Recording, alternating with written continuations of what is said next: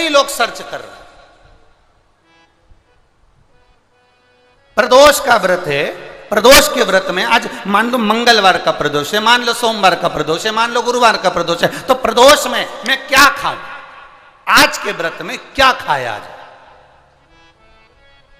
लोग नेट पर सर्च करते हैं, लोग गूगल पर सर्च करते हैं, किताबों में ढूंढते हैं, पोथी पुराणों में ढूंढते हैं क्या खाया जाए।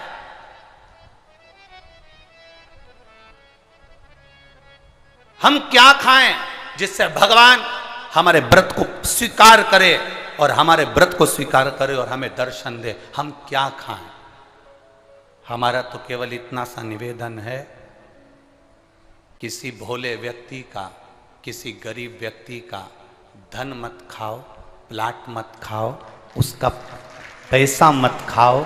अगर तुमने उसका प्लाट नहीं खाया, उसका पैसा नहीं खाया, उस गरीब व्यक्ति का, उस भोले व्यक्ति को तुमने धोखा देकर कुछ अगर खा लिया तो समझ लो कि भगवान तुम्हें माफ नहीं करेगा। तुम कुछ खाओ चाहे मत खाओ, पर किसी सीधे, किसी भोले और किसी गरीब व्यक्ति का हक मत खाओ, तुम्हें व्रत का फल मिल जाए,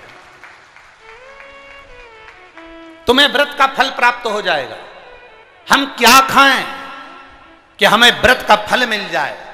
हम दिन भर भूखे रहें, व्रत कर भी लें और किसी गरीब व्यक्ति का हम धन खा जाएं, किसी को हम अपशब्द कह दें, ताने दे दें, गाली दे दें, आड़ा टेढ़ा कह दें, और किसी का पड़ा हुआ जरा सा मोबाइल उठाकर खा गए, किसी का थोड़ा सा सामान उठाकर रख लिया, तो ये इससे कभी परमात्मा प्रसन्न हुआ है क्या? बोलो री जी जी, छत्तीसगढ़ वालियों, दिल से बोलो जरा, भगवान प्रसन्न हो जाएगा क्या?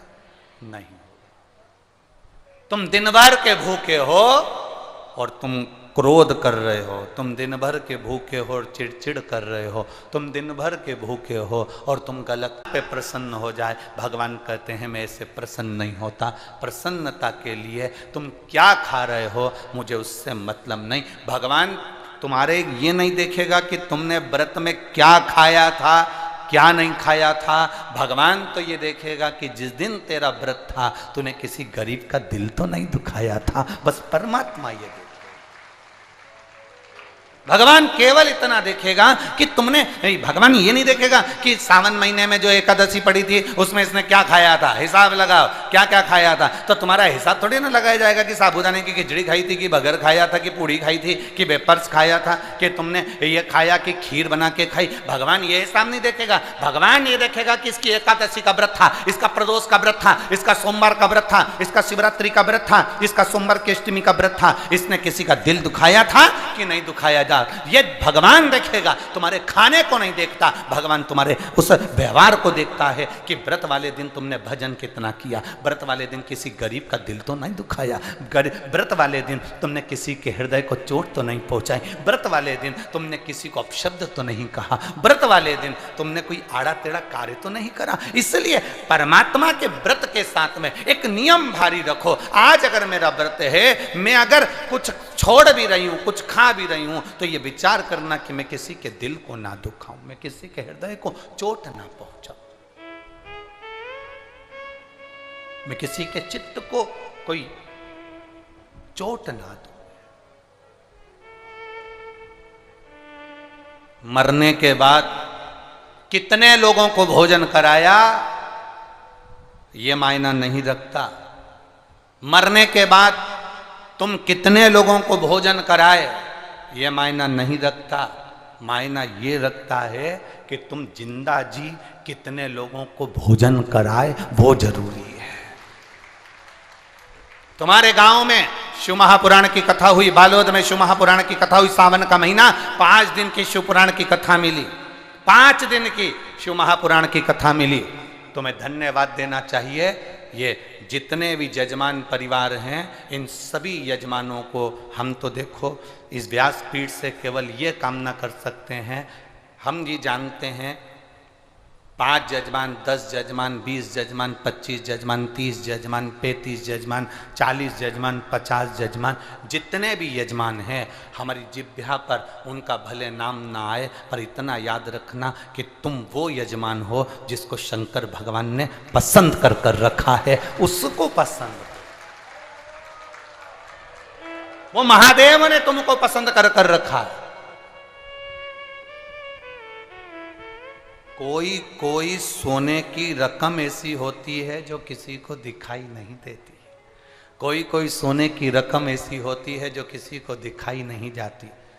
उसमें ये यजमान जितने भी बने हुए हैं, आप वो हीरा हो, वो सोना हो, भगवान को धन्यवाद देना कि ये 5 दिन की कथा के हमें यजमान पद मिले। हम अगर थोड़ा बहुत देकर भी अगर कहीं यजमान पद प्राप्त करे तो ये उसकी उदारता होगी, कुछ तो उसने कृपा करी होगी जो हमारी जिंदगी संवार दी होगी। नाम मूल नहीं है, बैनर मूल नहीं है, शब्द मूल नहीं है, मूल है आपका किया गया समर्पण।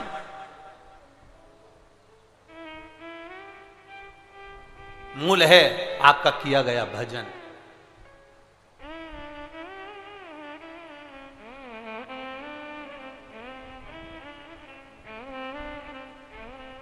मूल भगवत स्मरण है।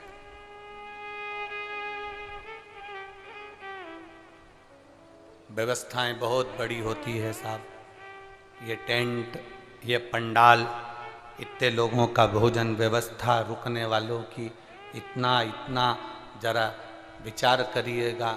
आज के ज़माने में इतनी व्यवस्थाएं करना बहुत कठिन होता है, पर यजमान लोग जब आपस में जुड़ते हैं और जब हमारे गांव का, नगर का भाग्य प्रबल होता है, तब जाकर ये शिव पुराण की कथा अपने नगर में होती है। तब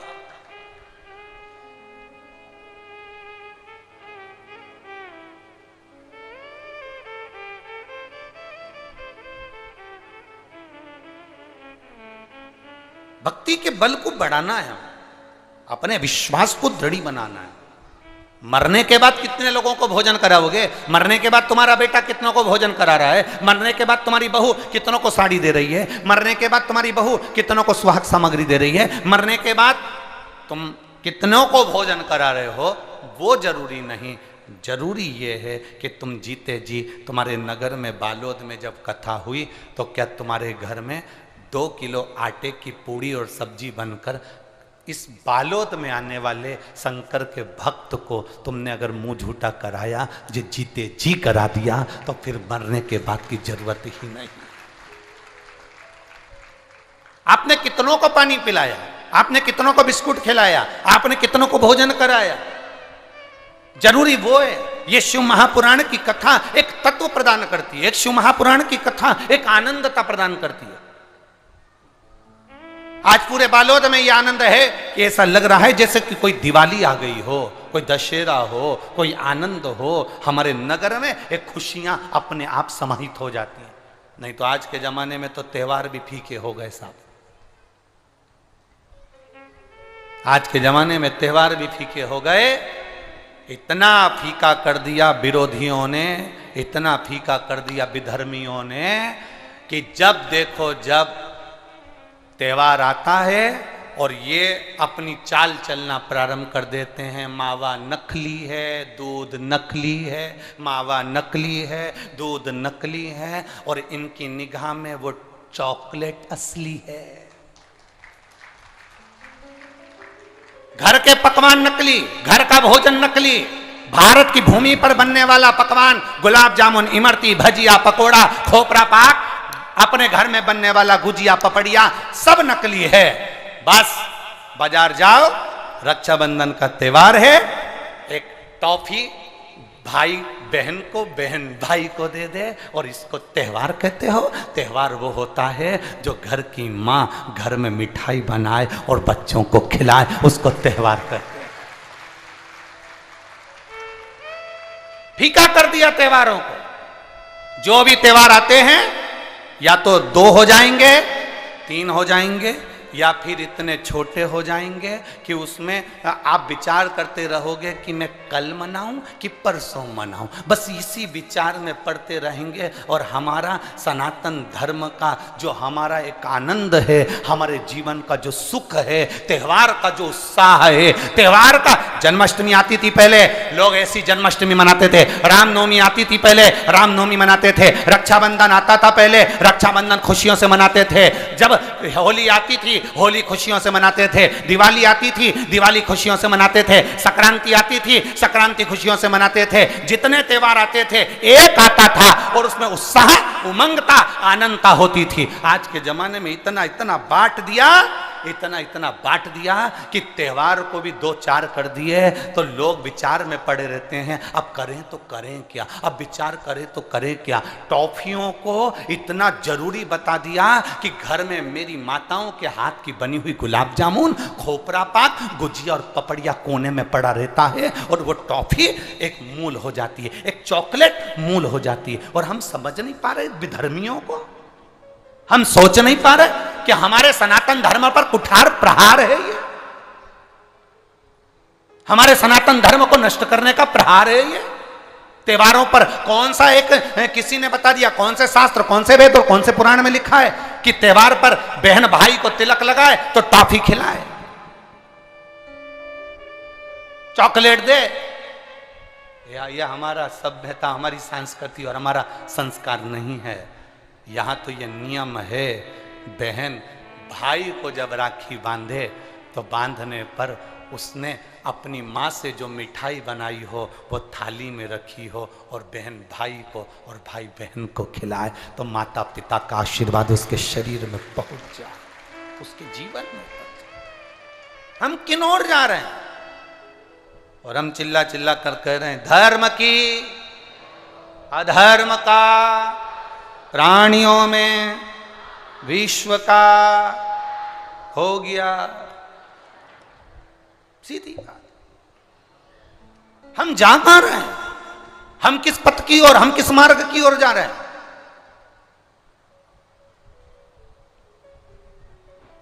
भ्रम में पड़ गया, विचारों में पड़ गया, हम भ्रमित हो रहे हैं, भ्रमित। एक ने कह दिया, सियोर वाला महाराज कहता है शंकर जी पे चढ़ा हुआ जल पीना चाहिए, सियोर वाले महाराज कहते हैं बेलपत्री चढ़ी हुई खाना चाहिए। फिर कहीं का आ गया जिसको सियोर वाले महाराज का विरोध करना था, उसने कह दिया ना जल पियो ना बेलपत्री खाओ, नहीं तो तुम्हारा जीवन ऐसा हो जाएगा। ये विरोध शास्त्र का नहीं है, ये सियोर वाले महाराज का है कि इन्होंने अगर बोला है तो उसका विरोध करना, इन्होंने बोला दुर्वा चढ़ाओ उसका विरोध करना, इन्होंने बोला चावल चढ़ाओ इसका विरोध करना। और दुनिया के लोग उनके झाले में पड़ जाते हैं। हमारा नियम निवेदन है, ना तुम सीहोर वालों की मानो ना तुम किसी की मानो। गीता प्रेस गोरखपुर की शिव पुराण बाजार से लेकर आओ, उसको दिल से धीरे धीरे पढ़ो, उसमें सब मिल जाएगा तुमको जो सीहोर वाला अपनी व्यासपीठ से बोलता है। स्कंद पुराण लाओ, नर्मदा पुराण लाओ, लिंग पुराण लाओ, देवी भागवत लाओ, ब्रह्म विवर्त पुराण लाओ, सारी पुराणों को घर में लाकर रखिए और एक एक पुराण का धीरे धीरे अध्ययन करो कि सियोर वाला महाराज कहीं अलग जगह से तो नहीं बात रहा। एक एक पुराण का अध्ययन करो। केवल फेसबुक, यूट्यूब और मोबाइल पर ज्ञान नहीं मिलता कि आप थोड़ी देर खोल के बैठकर आपने ज्ञान ले लिया, ये तो हमने पढ़ा था शास्त्र में ऐसा। शास्त्र को पढ़िए, वेद को पढ़िए, अपने पुराणों को पढ़िए, उसका अध्ययन करिए कि बेलपत्री का चरित्र कहां वर्णन करा। एक बेलपत्र दान का जो वर्णन हमारे शास्त्रों में किया गया, एक वृक्ष लगाने का फल हमारे शास्त्रों में कहा गया, एक भूखे व्यक्ति को भोजन कराने का फल हमारे शास्त्रों में कहा गया, उसको पहचानिए। एक नवयुवक लड़का अपने पिता के सिंहासन पर बैठ गया तो उसने अपनी प्रजा से पूछा, अपनी प्रजा से पूछा कि सारे प्रजावासी आए और उनसे पूछा, ये बताओ कि मेरे दादाजी के समय का राज्य अच्छा था कि मेरे पिताजी के समय का राज्य अच्छा था कि मेरे समय का राज्य अच्छा है। जितने लोग मेरे नगर के बुजुर्ग बड़े जो बैठे हैं, सभा में जितने बैठे हैं, सब बताओ मेरे पिता के समय का राज्य अच्छा था कि मेरे दादाजी के समय का राज्य अच्छा था कि मेरे समय का राज्य अच्छा है, ये बताइए। कोई बोलने को तैयार नहीं, क्योंकि राजा का लड़का है। अब तो राजघराने पर राजा के सिंहासन पर ये बैठा है। हम बोलेंगे कुछ आड़ा टेढ़ा निकल गया तो बुरा लग जाएगा, तो हम क्या बोलें, हम क्या कहें इसको।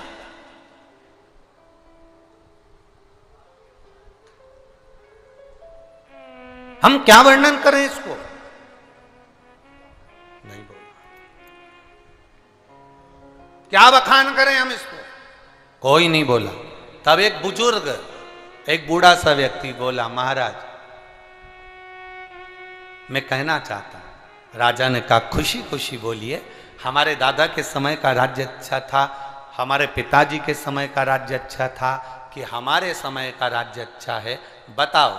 इतने में बूढ़ा व्यक्ति बोला, मैं ये तो नहीं बता सकता, पर इतना जरूर बता सकता हूँ, जब हम बाल्यावस्था में थे, आपके दादाजी का जब राज्य चल रहा था, उस समय पर मेरे जीवन में घटना घटी। क्या घटना घटी? घटना ये घटी कि एक बार मैं लकड़ी काटने जंगल में गया, जंगल से लौट रहा था तो एक सुंदर अबला स्त्री रो रही थी। एक सुंदर अबला स्त्री एक जंगल में रो रही है। सुंदर अबला स्त्री जब जंगल में रो रही थी, तब मैं उस स्त्री के पास गया। मैंने कहा क्या बात है, आप क्यों रो रही हो? कहा मेरी विदाई कराकर मेरे ससुराल वाले मुझे लेकर जा रहे थे, डाकुओं ने आक्रमण कर दिया, परिवार के लोगों को ना जाने कहाँ फेंक दिया। मैं उनसे बचकर, क्योंकि मेरे शरीर पर कीमती जेवर हैं, इसलिए मैं उनसे छुपती हुई यहाँ आकर पेड़ के नीचे बैठ गई। क्या आप मुझे मेरे ससुराल पहुंचा दोगे? क्या आप मुझे मेरे ससुराल पहुंचा दोगे? क्यों नहीं, कौन सा गांव है तुम्हारा? मेरा वाला गांव है। इतने में उस व्यक्ति ने कहा कि मैंने देखा है तुम्हारा गांव, चलो तुम्हारे ससुर का नाम क्या है ये, चलो मैं तुम्हारे घर पहुंचा दूंगा, वो तो मैं पहचानता हूं, चलो। उस अबला स्त्री को लेकर, वो बूढ़ा व्यक्ति कह रहा है, मैं उस अबला स्त्री को लेकर उसके घर पहुंच गया। मैंने सारा चरित्र सुनाया। उसका ससुर इतना खुश हुआ, मेरी बहू के तन पर जेवर हीरे का था, पूरा शरीर कम से कम लाखों का था उसके तन पर जेवर, और तुम मेरी बहू को यहाँ तक लेकर आए हो, मैं तुम्हें ये 15,000 का इनाम देना चाहता हूँ, 15,000 सोने की मोहरें देना चाहता हूँ। और उस व्यक्ति ने कहा कि मैंने वो सोने की मोहरें नहीं ली, 15,000 नहीं लिया। महाराज मैं वापिस आ गया अपने नगर में। दादाजी चले गए, तुम्हारे पिताजी का राज्य आ गया, समय बीता, मैं जवान हो गया। तब मैंने विचार करा कितना दुख का जीवन जी रहा हूं आज मैं, कितनी तकलीफ की जिंदगी जी रहा हूं मैं आज, और इतनी तकलीफ की जिंदगी मेरी जी रही हूं, इतना तकलीफ की जिंदगी में जी रहा हूं। अरे उस समय मौका मिला था मेरे को, अबला स्त्री मिली थी, अबला स्त्री मिली थी, उसके शरीर का जेवर ले लेता और वह 15,000 सोने की मोहरें ले लेता, तो आज मैं खुश होकर जिंदगी जीता।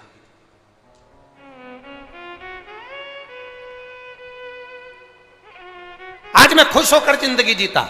उसके शरीर पर इतना महंगा जेवर था, सब छुड़ा लेता, कौन देख रहा था मुझे, और मैं सोने की मोहरें भी ले लेता।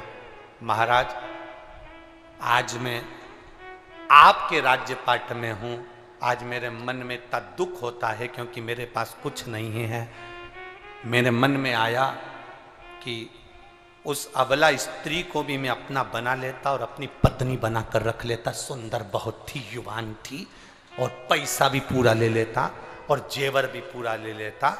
महाराज आज मैं करोड़ों में खेल रहा होता। तो इतने में राजा के लड़के ने पूछा, तुम हमें कहना क्या चाहते हो? बस बूढ़े व्यक्ति ने कहा, मैंने दादाजी का राज्य बता दिया, पिताजी का राज्य बता दिया, आपका राज्य बता दिया, अब इससे ज्यादा कुछ नहीं कह सकता। राजा के लड़के के आंख से आंसू बहने लगा।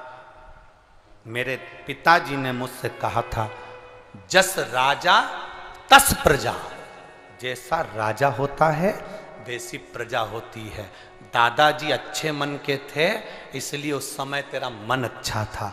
पिताजी थोड़ी लोभ प्रवृत्ति के थे, उस समय पर तेरे हृदय में लोभ आ गया। और आज मैं युवान स्त्रियों को देखकर उन्हें अपना बनाने का भाव रखता हूं, इसलिए तेरे मन में वो भाव आ गया। तूने तीनों का बल एक ही कहानी में बता दिया कि तीनों का राज्य कैसा है, तीनों का राज्य कैसा है। हमारी सोच, हमारी वृत्ति, हमारा भाव, हम हमारे घर में रह रहे हैं, हमारे घर के बुजुर्ग की सोच क्या है, हमारे घर में भोजन बनाने वाले की सोच क्या है, हमारे घर में रहने वाले का विचार क्या है, हमारे घर में, हमारे गांव में, हमारे नगर में जो रह रहा है। अच्छा, नगर का कोई अध्यक्ष है, गांव का कोई प्रतिनिधि है, गांव का कोई मूल व्यक्ति है, अगर वो ठीक है, उसका भजन ठीक है, उसकी कार्यशैली ठीक है, उसका स्मरण ठीक है, उसकी भक्ति ठीक है, तो आपको भक्ति में मन लगेगा। और जो व्यक्ति कहीं ना कहीं डामाडोल है, तो आपका भक्ति में मन नहीं लग सकता, आपका भजन में मन नहीं लग सकता।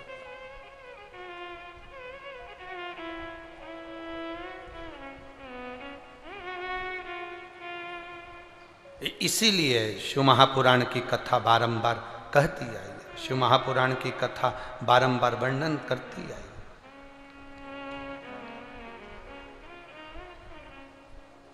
भगवान शंकर की कथा वर्णन करती है। मां पार्वती जी शिव जी को अपना बनाने के लिए पार्थिव शिवलिंग का पूजन कर रहे हैं, पार्थिव शिवलिंग का निर्माण कर रहे हैं। और पार्थिव शिवलिंग का निर्माण करना, पार्थिव शिवलिंग का पूजन करना सरल विषय नहीं है।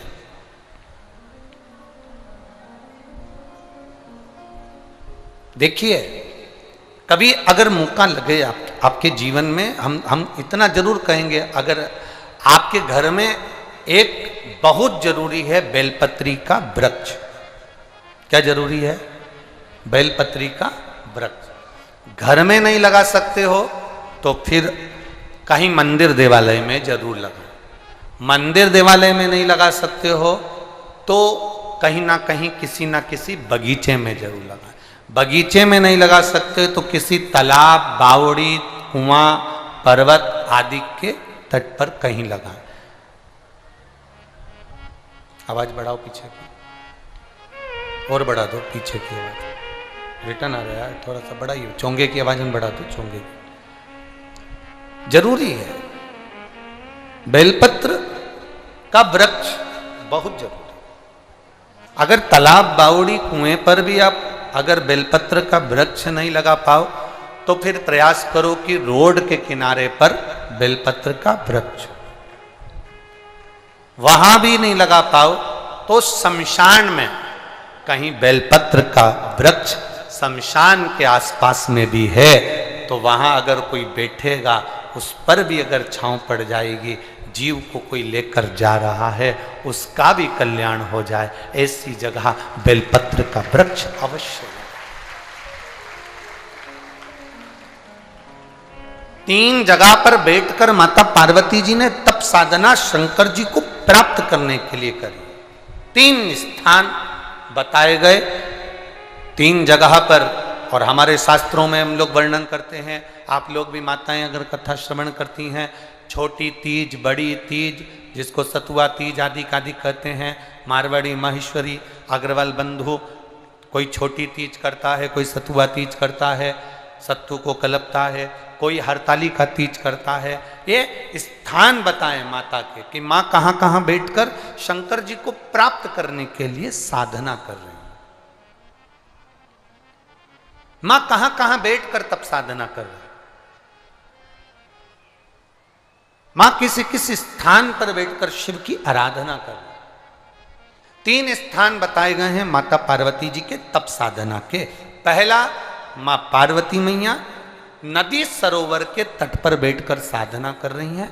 दूसरा, मां बेलपत्री के वृक्ष के नीचे बैठकर तप साधना कर रही हैं। और तीसरा, मां एक गुफा के अंदर बैठकर तप साधना कर रही हैं, जिस तप साधना में वो शिव को प्राप्त करना चाहते, जिसमें बैठकर वो भगवान देवादिदेव महादेव को प्राप्त करना चाहते। किस किस के घर के अंदर बेलपत्री का वृक्ष या पौधा है? जरा हाथ उठाइएगा। बहुत सारे हो रहे, रख लो रख लो रख लो, धर लो।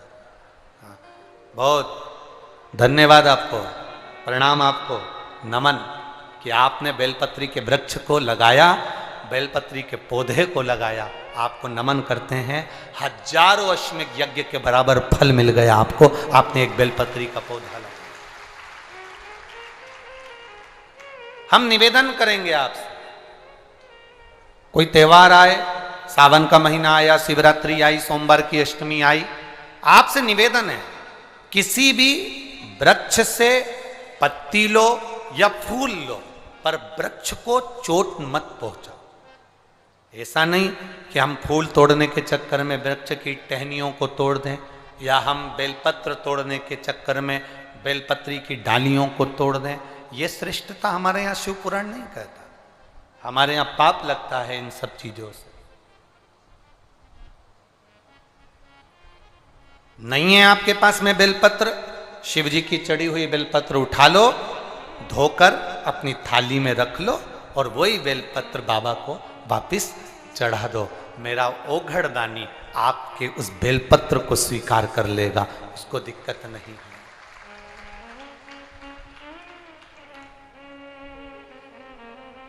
मेरा शिव आपको पकड़ता है, मेरा शंकर आपका कल्याण करने के लिए अग्रसर रहता है। एक प्रश्न आपसे कर रहे हैं, उत्तर दोगे क्या? अरे बोलो तो जम के दे दोगे। दो व्यक्ति पानी में डूब रहा है, एक वो व्यक्ति जो आपको चाहता है, आपसे प्रेम करता है, आपसे स्नेह करता है, आपसे प्यार करता है, आपसे प्रेम करता है, और दूसरा वो व्यक्ति जिससे आप प्रेम करते हो, जिससे आप प्यार करते हो, जिससे आप स्नेह करते हो, दोनों पानी में डूब रहा है। अब आप किसको बचाओगे?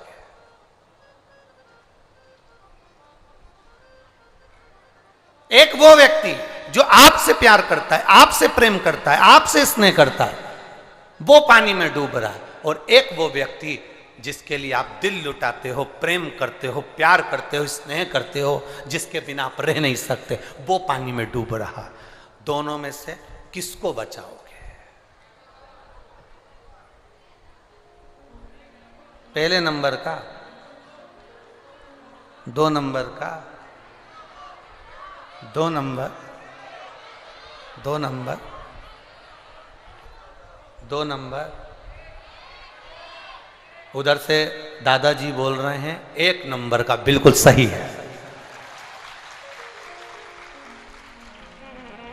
बहुत बहुत साधुवाद। कहीं संत बाबा वो क्या? हाँ संत बाबा, एक बार जोरदार ताली बजाओ, बिल्कुल सही निर्णय दिया। बहुत बहुत प्रणाम, साधुता, नमन, बिल्कुल सही निर्णय। एक वो व्यक्ति जो आपको चाहता है, आपको प्रेम करता है, आपको प्यार करता है, और दूसरे नंबर पर वो व्यक्ति जिससे आप प्यार करते हो, जिससे आप प्रेम करते हो, जिससे आप स्नेह करते हो, दोनों पानी में डूब रहे हैं। किसको बचाओगे? तो उसको बचाना जो तुमसे प्रेम करता है। क्यों? क्योंकि जो तुमसे प्रेम करता होगा वो तुम्हें कभी दुखी नहीं देख सकता।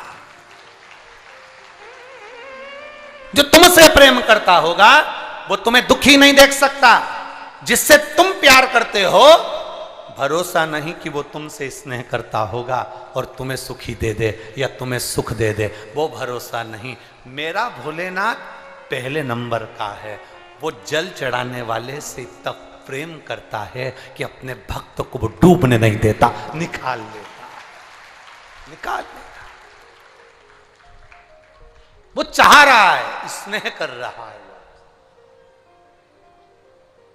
शंभु शरणे पड़ी मांगू घड़ी रे घड़ी, दुख काटो दया करी दर्शन शंभु शरण पड़ी मांगू घड़ी रे घड़ी, दया दर्शन शिव तत्व कह रहा है। शिव से हम स्नेह करें, शिव हमसे स्नेह करे। जब वो प्रेम करता है, मेरा महादेव जब प्रेम करता है तो पूरा निभाता। एक पत्र आया यही प्रेम का,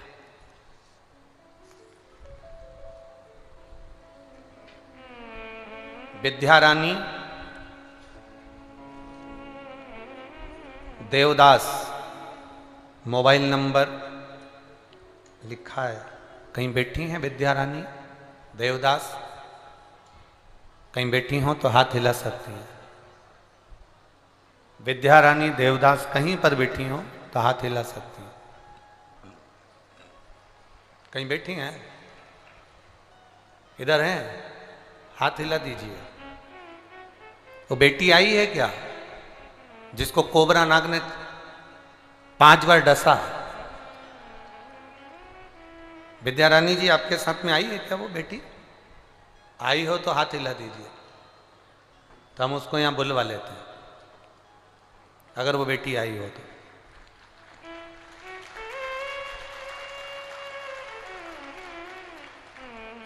विद्या रानी देवदास, मोबाइल नंबर ये है गुरुजी। मैं बाबा देवादिदेव महादेव का क्या वर्णन करूं। मेरी बेटी को एक जहरीला सांप जिसका नाम था कोबरा, उसने 5 बार 5 जगह पर डस लिया। गुरुदेव हम क्या वर्णन करें। डॉक्टर के यहां लेकर गए तो डॉक्टर ने जवाब दे दिया बच नहीं सकती। तड़फन थी, तकलीफ बढ़ गई, करें तो करें क्या। डॉक्टर अपना काम करने में लग गए। डॉक्टर ने एक पर्चे पर सिग्नेचर करवा लिया फॉर्म पर कि इसकी कोई जवाबदारी नहीं। हम शिवपुराण की कथा सुनते हैं गुरुदेव। अब बेटी के फॉर्म पर सिग्नेचर हॉस्पिटल में कर दिया कि अब इसका कोई भरोसा तो है नहीं, ये जिए ना जिए कोई भरोसा नहीं इसका। पर बाबा, छोटा सा पर्चा है, बाबा हॉस्पिटल में पड़े, डॉक्टर ने कह दिया समय का कोई भरोसा नहीं। हमने भी नियम बना लिया, पास में शिव मंदिर था हॉस्पिटल के, वहीं पर गए, भोलेनाथ से कहा बाबा हम तेरे से इतना प्रेम करते हैं, क्या तू हमसे प्रेम नहीं करता? अगर तू प्रेम करता है ना बाबा तो मेरी बेटी को जीवन दान दे दे, वापिस उससे बचा। 20 दिन तक बेटी हॉस्पिटल में पड़ी रही, अधमरी सी थी। डॉक्टर भी जवाब नहीं दे रहे थे कि मर गई कि जिंदा। 20 दिन पूरे हो गए, हमने भी भोलेनाथ का दरवाजा नहीं छोड़ा। श्री शिवाय नमस्तुभ्यम बोलकर जल चढ़ाते, जल लाके बेटी के शरीर पे लगा देते। ना श्वास का ठिकाना, ना शरीर का ठिकाना। लोग कहने लगे कि हॉस्पिटल में जबरदस्ती पटक के रखे हो, वो तो मर गई होगी। 28 दिन निकल गए गुरुदेव। उसका जहां पांव था, जहां पर सांप कोबरा ने डसा था, वहां से पीप निकलना, पस निकलना, खून निकलना चालू हो गया, पांव सड़ने लगा। हम भी बाबा से कह दिए हम तुझे प्रेम करते हैं, तू नहीं करता। बाबा की एक बेलपत्र लाकर उसके सिराने रख देते, जल देना प्रारंभ करा। 28 दिन के बाद बेटी को होश आ गया और बेटी आराम से ठीक हो गई। और डॉक्टर कह रहे हैं ऐसा कभी नहीं हुआ कि जिस जगह पर सांप ने काटा हो वहां से पीप निकले और रक्त निकले। ऐसा लग रहा है जैसे कोई ऐसा है जो इसके पीप को और रक्त के माध्यम से जहां जहां सांप ने काटा था वहां से ऐसा लग रहा है कि कोई पूरे जहर को खींचकर बाहर पटक रहा है। और बाबा की कृपा से मेरी बेटी ठीक हो गई। ये शिव तत्व योग घड़ी है। बेटी आई है क्या? ये पत्र जिसमें लिखा विद्या रानी देवदास की बेटी अगर आई हो तो आ सकती है। हाथ हिला देना अगर कहीं हो तो आ सकती। शिव तत्व है ओ घड़ी। आप ही हैं बेटा? यही बेटी है।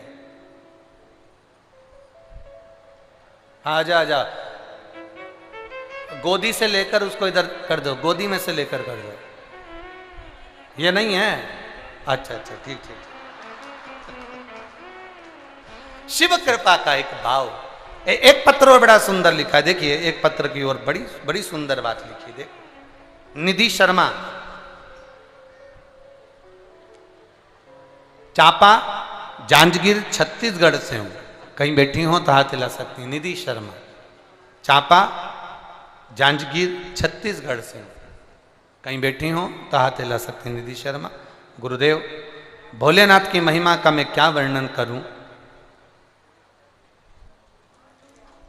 मेरे भैया अकेले घर में कमाने वाले, हमारे पास में घर भी नहीं था। भोलेनाथ पर हम पूर्ण भरोसा करते हैं गुरुदेव। क्या कहें, बीएससी बीएड करने के बाद हमने शिक्षक पद के लिए बहुत अप्लाई करा, पर गुरुदेव कोई फर्क नहीं पड़ा। 3 बार परीक्षा दिलाई, कोई फर्क नहीं पड़ा। किसी ने कहा, यहीं तिल्दा नेवरा में कथा चल रही है, सियोर वाला महाराज आया है, शिव पुराण चल रही है, एक दिन पंडाल में बैठकर जो बोला जाए बाबा सुनता है। हम भी ये आस लेकर तिल्दा नेवरा की कथा में आ गए। अपनी मम्मी और पूरे परिवार के साथ हमने कथा सुनी, बाबा से प्रार्थना करी। आप कहते हो भूमि की रज को मस्तक चढ़ा कर जाना, हमने वो भी करा। और बाबा से बस इतना ही कहा, बाबा कुछ ऐसी कृपा कर दो। एग्ज़ाम तो मैंने पुराने में बहुत दिए हैं, पर उसका कोई रिजल्ट नहीं। ऐसी कृपा करो बाबा कि मेरा जॉब लग जाए। बाबा की कृपा से 8 अगस्त को हम बाबा की करुणा का क्या गुणगान करें गुरुदेव। बाबा ने ऐसी कृपा कर दी कि 8 अगस्त को हमें टीचर का सिलेक्शन हो गया और बाबा की करुणा से हम टीचर बन गए। ये शिव तत्व है, ये वो घड़ी है, ये दयालु है, ये दाता है। तेरी कृपा बिना न हिले एक भी अणु, लेते हैं श्वास तेरी कृपा से तनु तनु। आप रखो अपने भीतर परमात्मा की अविरल भक्ति को, अविरल श्रद्धा को, विश्वास को दृढ़ बनाने का कार्य करें। एक भरोसा पक्का रखिए, एक दृढ़ता पक्की रखिए, वो डूबने नहीं देगा। अरे कृपा की ना हो जो आदत तुम्हारी, तो सुनी ही रे अदालत तुम्हारी। गरीबों के दिल में जो जगह तुम न पाते, तो किस दिल में होती इबादत तुम्हारी। आपका भजन बढ़े, भक्ति बढ़े, विश्वास बढ़े। मां पार्वती जी 3 स्थान पर बैठकर शिवलिंग का निर्माण कर रही हैं। पहला जलाशय के पास, दूसरा बेलपत्र के वृक्ष के नीचे, और तीसरा गुफा के अंदर प्रवेश कर पार्थिव शिवलिंग का निर्माण कर। पार्थिव शिवलिंग बनाओ, आप भी एक प्रयास करिएगा। आपने कभी अगर मौका लगे और भगवान आपको अगर बहुत कृपा करा हुआ हो, आपके घर में अगर बहुत बाबा की अगर कृपा हो और आंगन में बेलपत्री का वृक्ष हो, तो प्रयास करना कि उस बेलपत्री के वृक्ष के नीचे 12 ज्योतिर्लिंग का निर्माण एक बार पार्थिव मिट्टी से अवश्य करें। 12 ज्योतिर्लिंग का एक थाली में 12 ज्योतिर्लिंग का निर्माण कर कर एक ब्राह्मण देवता को, एक बुलाओ, 2 ब्राह्मण देवता बुलाओ, 5 बुलाओ, 7 बुलाओ, 11 बुलाओ, 21 बुलाओ, आपके ऊपर, ये आपके ऊपर। किसी विद्वत ब्राह्मण जन को बुलाकर जिसके हृदय में शिव समाया हुआ हो, जिसके कंठ पर मां सरस्वती माता, सरस्वती शंकर की कृपा से विराजमान हो, ऐसे कोई ब्राह्मण को बुलाकर, कोई भूदेव को बुलाकर 12 ज्योतिर्लिंग बेलपत्री के वृक्ष के नीचे उसका निर्माण कर कर उसका पूजन अभिषेक अपने परिवार के साथ में मिलकर बाबा का कर कर, अगर कभी मौका लग जाए और बाबा अगर ऐसा कृपा करे, जैसे सत्यनारायण भगवान की पूजन होती है, इधर होती कि नहीं होती है, छत्तीसगढ़ में होती है, सत्यनारायण की कथा होती है, केले के खंभ लगाए जाते हैं, आंगन में करी जाती है, ढोल मंजीरा बजाया जाता है, खूब आराम से पंडित जी आकर कथा बाजते हैं, सत्यनारायण भगवान का अनुष्ठान। उसी तरह से मणि शिवलिंग शिव महापुराण की कथा कहती है, अपने आंगन में अगर बेलपत्र का वृक्ष हो, उस वृक्ष के नीचे 12 ज्योतिर्लिंग का निर्माण कर कर ब्राह्मण देव को बुलाकर अभिषेक पूजन का अनुष्ठान कर कर फिर बाबा का स्मरण कर कर बड़े आनंद के साथ शाम के समय उस ज्योतिर्लिंग का फिर जो 12 बनाए हैं उसका विसर्जन भाव के साथ में, आनंद के साथ में बन सके। ब्राह्मण आदि संत गुरुजन बड़े बुजुर्ग इनका श्रेष्ठ भोजन कराकर अपने घर में एक आनंद का अनुभूति करें। कहते हैं उससे हमारे घर में शिव तत्व की प्राप्ति होती है और बाबा की कृपा बनी रहती है। शिव तत्व की कितना ज्योतिर्लिंग? 12 ज्योतिर्लिंग का निर्माण अगर अपने घर में बेलपत्र का वृक्ष है तो अवश्य करें। आपको मौका मिला है महीने, 2 महीने, 6 महीने, 8 महीने में, साल भर में, और बाबा से ऐसा प्रार्थना भी करें कि बाबा ऐसी कृपा करना, मैंने जो मांगा अगर वो पूरा होता है तो मैं 12 ज्योतिर्लिंग का निर्माण कर कर पूजन अवश्य करूं। ये तेरी कृपा बनी रहे, तेरी करुणा बनी रहे। करो। एक अविरल भक्ति के साथ, एक विश्वास और दृढ़ता के साथ शिव कथा कह रहे। अपने भीतर जब निर्मल भक्ति होगी, अपने भीतर जब विश्वास दृढ़ होगा, आनंद होगा, तो सुख का अनुभव होगा।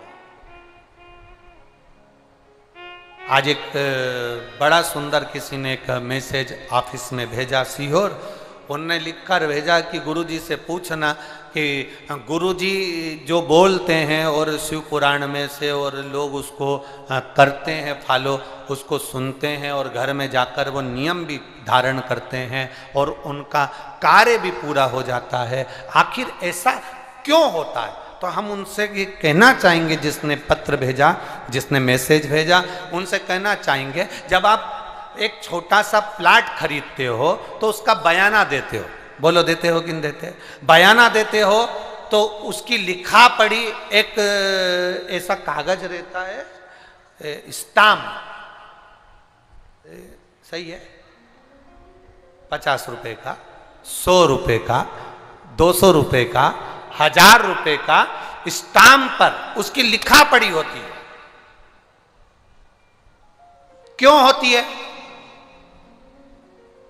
तुमने प्लाट लिया, 10 लाख दिए, 5 लाख दिए, 2 लाख रुपए दिए, एक 100 रुपए के कागज पर, 50 रुपए के कागज पर तुमने लिखा पढ़ी करी। लिखा पढ़ी क्यों करी? उसका कारण केवल यह है कि मुझे खुद को चैन की नींद आ जाए कि मेरे पास लिखा पढ़ी है, मैंने जो पैसा दिया वो सही जगह दिया, मतलब कभी भी ये कागज मेरे काम आ सकता है। जिस कागज को लेकर मैं अदालत में जाकर खड़ा हो जाऊं तो मुझे मेरा प्लाट मिलेगा, मुझे मेरी जमीन मिलेगी, मैंने जो 2 लाख 5 लाख रुपए दिए हैं वो मुझे प्राप्त होंगे। बोलो सही है? अरे बोलो तो जम के। इसीलिए लिखा पढ़ी एक कागज पे कराते हो। जरा विचार करना, एक कागज की लिखा पढ़ी तुमने करवा ली तो तुम्हें टेंशन नहीं रहा, तुम्हें चिंता नहीं रही और तुम उस कागज के भरोसे हो गए। उसी तरह जो शिव पुराण की कथा में आता है, शंकर जी की लिखी हुई, व्यास जी की लिखी हुई इस बात पर तुम्हें भरोसा हो जाता है तो भगवान भी आकर उस भरोसे को पूरा कर जाए। 100 रुपए के स्टाम्प पर तुम्हारा विश्वास है, 50 रुपए के स्टाम्प पर तुम्हारा विश्वास है, तो हमारा भी विश्वास और ये शिव भक्त जितने कथा सुन रहे हैं आस्था चैनल पर, फेसबुक, यूट्यूब पर, जितने इस बालोद नगर में कथा सुन रहे हैं, इनका भी विश्वास शंकर जी के प्रति है कि वो मरने नहीं देगा, वो तड़पने नहीं देगा, वो कष्ट नहीं देगा, वो साध लेगा। मृत्यु तो निश्चित है, मौत तो आएगी, पर वो कष्ट नहीं देगा। ये बेटी ने लिखा, उसकी माँ ने लिखा कि हमारी बेटी, छोटे से पत्र में उसने लिखा, अंतिम सांस पड़ी है, जूझ रही है मौत से, और वो बाबा है।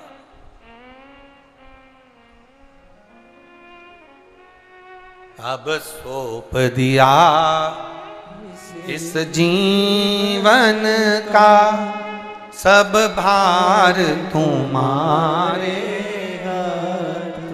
एक पत्र और बड़ा सुंदर आया, देखिए। किरण सिन्हा, जिला बालोद, छत्तीसगढ़ की रहने वाली हूं। किरण सिन्हा, जिला बालोद, छत्तीसगढ़ की निवासी हूं गुरुदेव। मैं बाबा की कथा का क्या गुणगान करूं गुरुदेव। हम सब बालोदवासी भाग्यशाली हैं, अपने आप को हम भाग्यशाली महसूस कर रहे हैं गुरुदेव।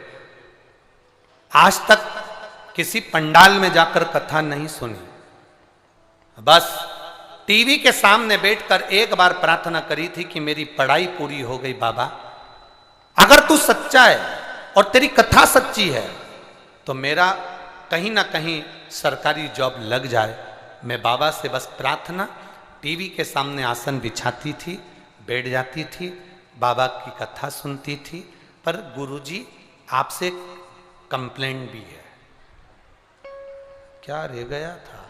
कंप्लेंट ये है कि आप कथा पूरी करते हो, पर हम इतने दिल से कथा सुनने बैठते हैं, पर आरती अधूरी छोड़ देते हो।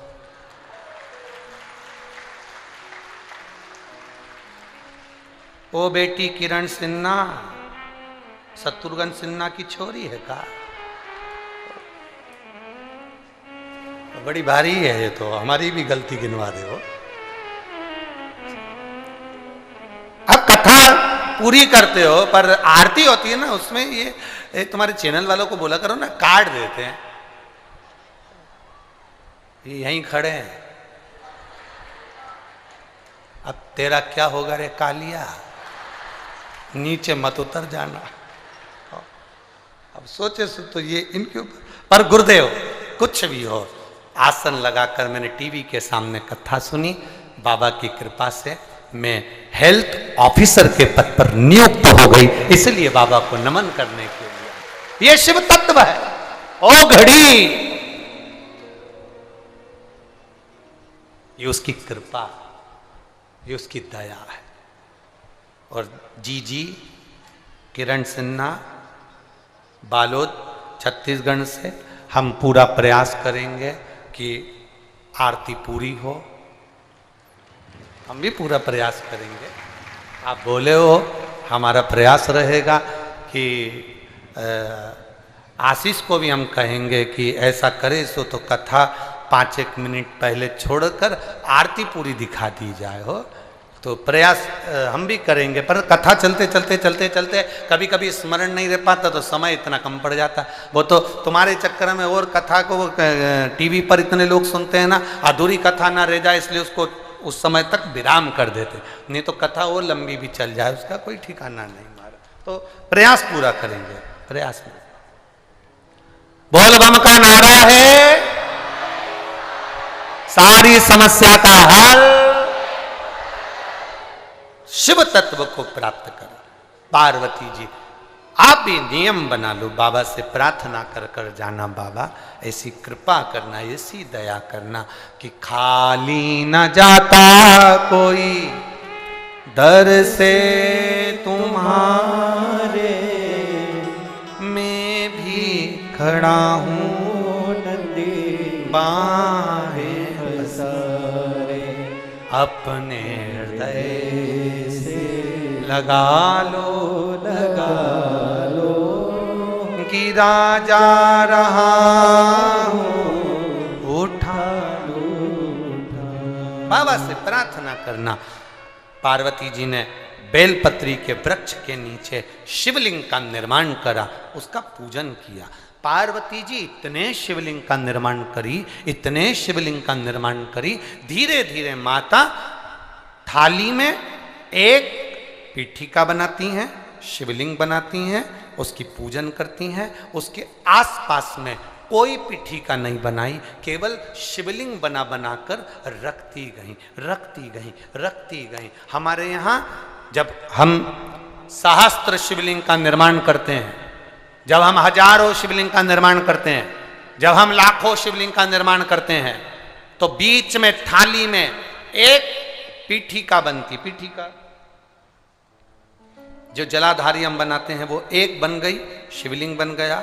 उसके बाद में हम जितने भी शिवलिंग बनाते हैं उसमें ये पीठिका नहीं बनाकर केवल शिवलिंग शिवलिंग शिवलिंग शिवलिंग गोल गोल आकृति कर कर बनाकर रख देते हैं। उसकी पूजन माँ पार्वती जी कर रही हैं, जिसका नाम है मणिलिंग। इसको हमारे यहाँ पर मणिलिंग कहा गया, जो रखकर पूजन करी जाती। इसमें पीठिका नहीं थी, इसमें पीठिका नहीं दिख रही।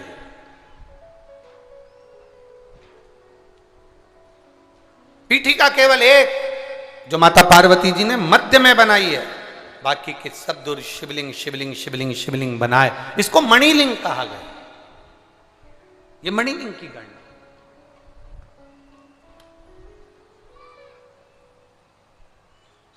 कभी प्रयास करिएगा, आप अपने हिसाब से, अपने मन से, अपने भावों में प्रयास करिए।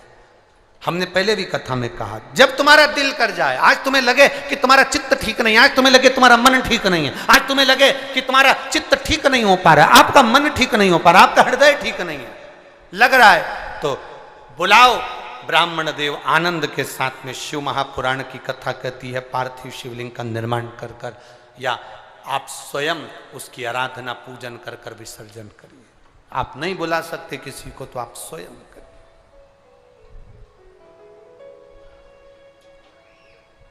तीन जगह पर मां पार्वती मैया बैठी है, तीन जगह पर।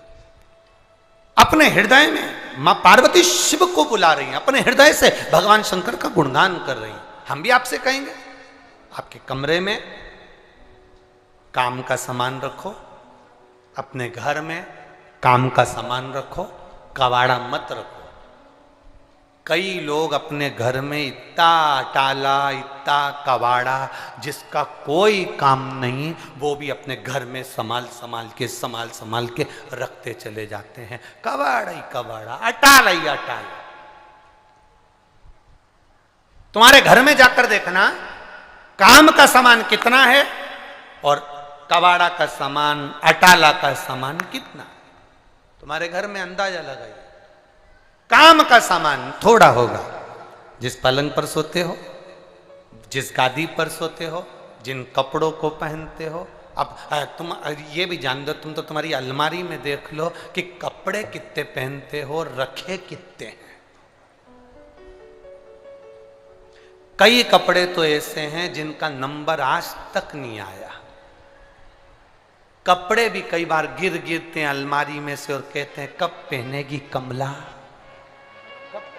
कपड़े भी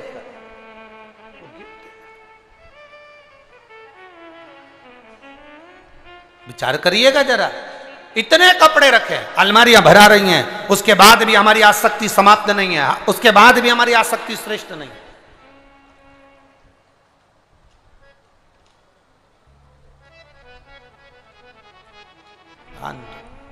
कबाड़ा ही कबाड़ा, कबाड़ा ही कबाड़ा, सब इकट्ठा हो गया। कितने कितने वो आखिरी में दिवाली के टाइम पर कबाड़े वाला भी आ जाता है, चिल्ला चिल्ला कर कहता है लोहा लंगड़ लिया, जूना पुराना, क्या बोलते हैं, जूना पुराना कबाड़ा लिया, वो भी आवाज लगाता है। क्या होगा, कबाड़ा दोगे तो वो क्या देगा तुमको। पहले तो हम आजकल वो लोग आते कि नहीं आते पता नहीं, पहले कुछ माताएं आती थी, ऐसे सिर पे टोकनी रहती थी, उसमें बर्तन रहते थे स्टील के, और पुरानी 5 साड़ी दे दो, एक भगोनी ले लो। आप लोगों को देखा है क्या उनको? क्या कहती थी? पुराना कपड़ा दो और बर्तन लो। पहले पहले आती थी वो, आजकल तो कोई दिखती नहीं है। पुराने कपड़े दे दो और बर्तन नया ले लो। कबाड़े वाला कहता है कबाड़ा दो, जूना पुराना लोहा लंगड़ दो और रुपए लो। हम भी तो यही कह रहे हैं, काम, क्रोध, लोभ, वासना, तृष्णा, अहंकार, झूठ, प्रपंच सब दो और शिव नाम लो। हम भी तो यही कह रहे हैं।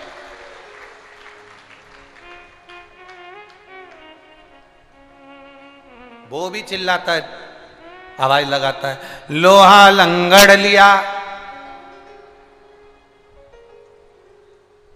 जूना पुराना लोहा लिया। हम भी तो यही कह रहे हैं, जो अहंकार में डूबा है उसे लिया, जो काम में डूबा, वासना में डूबा, आसक्ति में डूबा, तृष्णा में डूबा, लोभ में डूबा, कहीं ना कहीं गलत विचारों में जो डूबा है उसको शिव महापुराण में लियाओ। बस कवाड़ा यहां रख लेंगे और उसका हृदय नई भगोनी की तरह 5 पुरानी साड़ी देगा। 5 पुरानी साड़ी,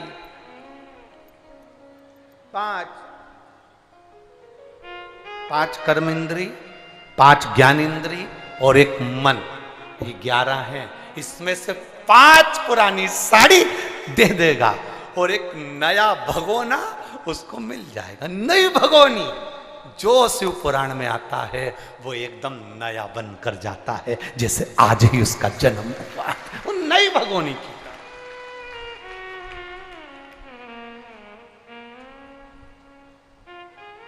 नया क्यों ये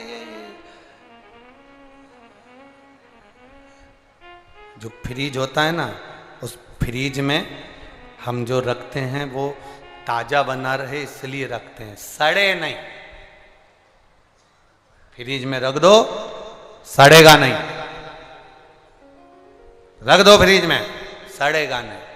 कोई तुमसे पूछे कहां गई थी तो कह देना फ्रीज के अंदर बैठी थी। तो क्या फ्रीज में? हाँ, शिव महापुराण की कथा नहीं है, ये पंडाल नहीं है, ये फ्रीज है। इसमें जो बैठ जाता है वो संसार में सड़ता नहीं है।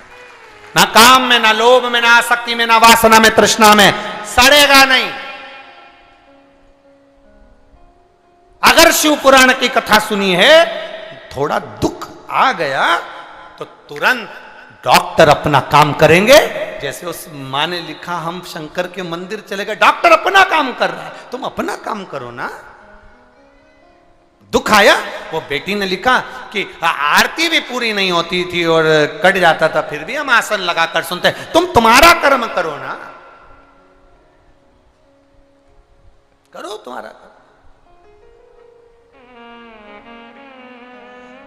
संसार में ज्यादा चिपकोगे तो संसार में चिपके की चिपके रह जाओगे, फिर परमात्मा की ओर फूल कर नहीं जा पाओगे। मेरी जीजियाँ रोज रोटी बनाती हैं, मेरी छत्तीसगढ़ की बहनें रोज रोटी बनाती हैं। रोटी बनाते समय मेरी बहनों को मालूम है कि इसमें थोड़ा सा रोटी बनाते समय पलेथन लगाना जरूरी है। पलेथन मतलब जानते हो, एक्स्ट्रा आटा, जो लोई बनी और उसको बेलने से पहले पलेथन लगाओ। पलेथन लगाएंगे तो वो चकोटी में और बेलन में रोटी, बोलो बोलो जम के बोलो जरा, नहीं चिपकेगी। और जो रोटी चकोटी में और बेलन में चिपक गई, उसको तवे पर तुम कितई डाल के हिलाओ, वो जहां से चिपकी होती है वहां से फूलती नहीं। हमने भी बहुत रोटी बनाई है, वो फूलेगी नहीं। इतनी माताएं बैठी है, तुम कितना भी उसमें ऐसा कपड़ा भी फेरो ना तवे के ऊपर तो भी रोटी नहीं फूलेगी। जहां से चिपक गई वो वहां से नहीं फूलेगी। हम भी ऐसे ही, आप भी ऐसे ही।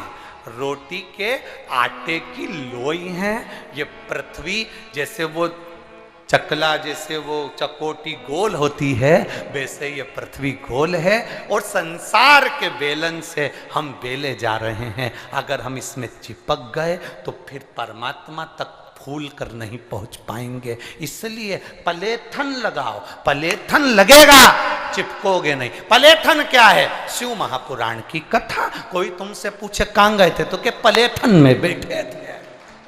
लग रहा है पलेथन और बिल रहे हैं,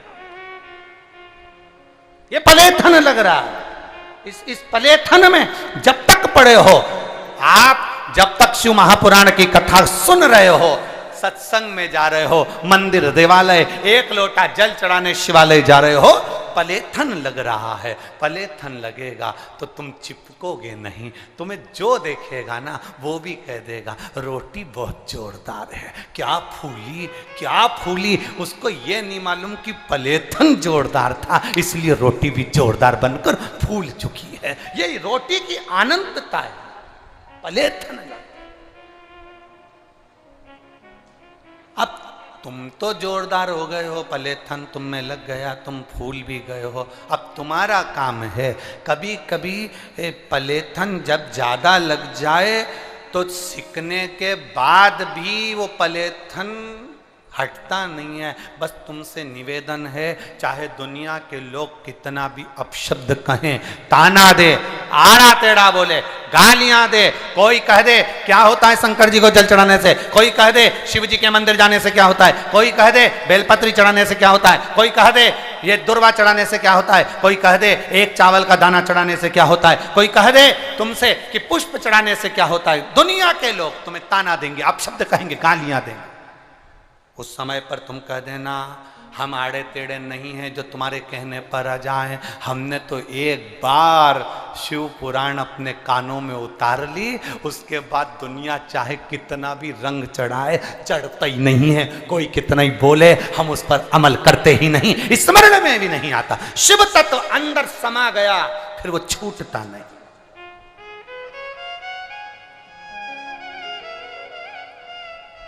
कहां से छूटे, कैसे छूटे? शिव कथा कहती है माता ने 3 जगह पर बैठकर स्तुति करी। शिव को पाने के लिए पार्थिव शिवलिंग का निर्माण करा। पार्थिव शिवलिंग में मणिलिंग का भी निर्माण। मणिलिंग का मतलब होता है जहां पीठी का एक हो और बाकी की जगह पर जो शिवलिंग बनाकर रखे जाते हैं वो मणिलिंग की गिनती में आते।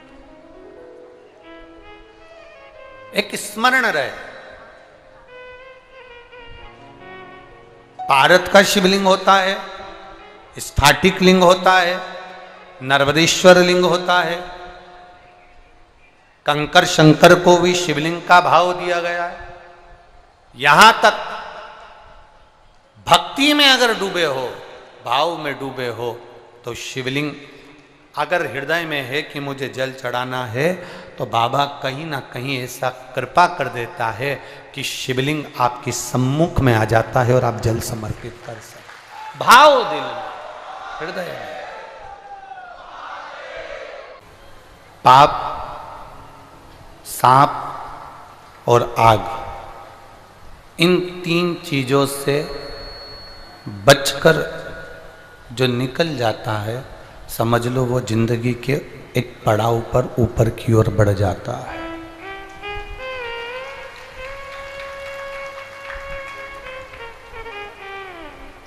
मनुष्य का शरीर मिल जाता है, पाप कर्म थोड़ा ज्यादा होने लगता है।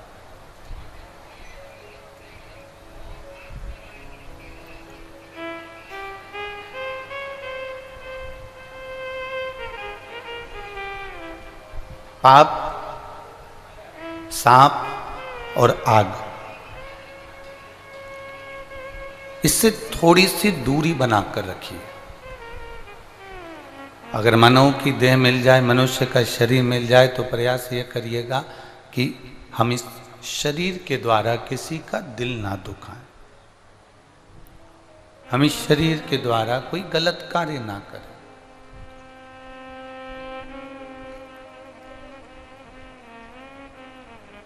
एक व्यसनों से अपने शरीर को नष्ट ना करें। तुम्हारी 50,000 की 1,00,000 की गाड़ी में पेट्रोल खत्म होने पर कोई गटर का पानी नहीं डालता, कोई नाली का पानी नहीं डालता। यहाँ जितने बैठे हैं इसमें से कोई ऐसा व्यक्ति नहीं कि अपनी गाड़ी का पेट्रोल खत्म हो जाए तो उसमें पानी डालकर चलाया जाए। 50,000 की 1,00,000 की गाड़ी को गटर के पानी से, नाली के पानी से कोई अपनी गाड़ी को नहीं चलाता, तो हमारी तो ये शरीर करोड़ों का है, फिर मदिरा रूपी पानी को डालकर इस शरीर को क्यों बेकार में चला रहे? कीमती है ये शरीर, हमारी किडनी, हमारा लीवर, हमारा फेफड़ा, हमारी आंतें, हमारा हृदय, हमारे नेत्र, हमारी श्रवण शक्ति, हमारी वाणी बड़ी कीमती हैं। इन कीमती शरीर को हम क्यों गलत तरीके से इसको अपने जीवन को बेकार करें?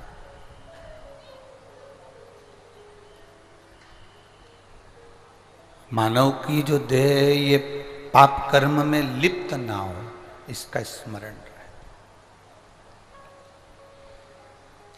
अगर ये मानव की देह पाप कर्म में लिप्त होती है तो फिर मानव का शरीर मिलना बेकार है। पाप से, आग से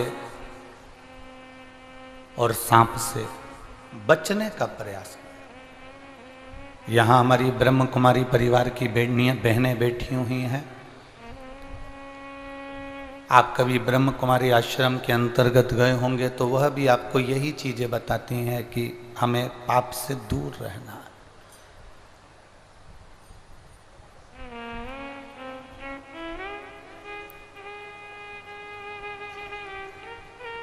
हमें यही सिखाया जाता है कि हम गलत मार्ग से दूर हट जाए। पानी में डूबने वाले को बचाना सरल है, पानी में डूबने वाले को बचाया जा सकता है, पर प्याली में डूबने वाले को बचाना कठिन है और बचाया नहीं जा सकता। पानी में और प्याली में अंतर है। पानी में डूबोगे तो तुम्हारे बचने के चांस भी हैं, पानी में डूबोगे तो तुम बच भी सकते हो, पर मदिरा की प्याली में डूबोगे तो तुम्हारे बचने के कोई चांस नहीं है, तुम्हें कोई नहीं बचा सकता। कौन बचाएगा?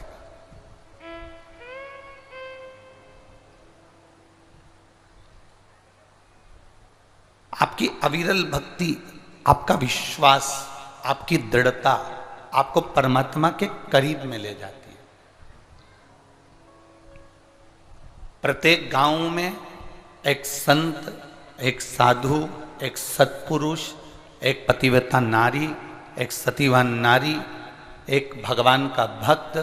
प्रत्येक गांव में जैसे पीपल का वृक्ष होता है, हनुमान जी का मंदिर होता है, भगवान का मंदिर होता है, भैरव जी का मंदिर होता है, या कोई देवी जी का, शीतला माता का ओटला होता है, मंदिर होता है, वैसे ही प्रत्येक गांव में एक संत होता है, प्रत्येक गांव में कोई एक भक्त होता है, प्रत्येक गांव में कोई एक पतिव्रता धर्म का पालन करने वाली एक नारी होती है, सातित्व को धारण करने वाली कोई एक नारी होती है। प्रत्येक गांव में भगवान ने एक न एक संत, भक्त या नारी या सत्पुरुष को भेज कर रखा होता है, जिससे उस गांव में कोई तकलीफ नहीं आती है, वो गांव कभी नष्ट नहीं होता है, उसके तप बल के कारण,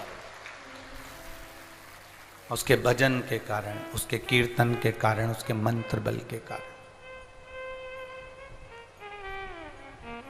सारे नगर में, सारे जगह में कोरोना आए, सारे जगत में लोगों को मालूम पड़े कि वोमिटिंग हो रही है, सभी जगह बड़े बड़े शहरों में बड़ी बड़ी बीमारियां आ रही हैं, शहरों से लगे हुए गांवों में मान लो कोई बीमारियां आ रही हैं, और आपका गांव बीमारी नहीं आई, आपके गांव में बीमारी आई भी तो कुछ लोगों को छू कर चली गई, और हमारा गांव एकदम अच्छा बना रहा, तो समझ लेना कि अपने गांव में कोई सती नारी है, कोई सत्पुरुष है, हमारे गांव में कोई ना कोई भगवान का भक्त जरूर है, इसलिए हमारा गांव बचा हुआ है। हमारा गांव श्रेष्ठ है, बचा हुआ। तीर्थ करने जाओ, कहीं घूमने के लिए जाओ, आप जाओ तो आपके साथ में कोई एक भक्त को, भगवान के भजन करने वाले को, भगवान की भक्ति को धारण करने वाले को, भगवत स्मरण करने वाले को साथ लेकर जाओ। मान लो हमारा पाप बढ़ जाए और हम डूबे भी, तो हमारे साथ में जो भगवान का भक्त चले ना, उसके भजन के बल से हम भी पार उतर जाएं और डूब ना पाएं। इसलिए एक भक्त, एक साधु, एक गुरुजन हमारे साथ हो।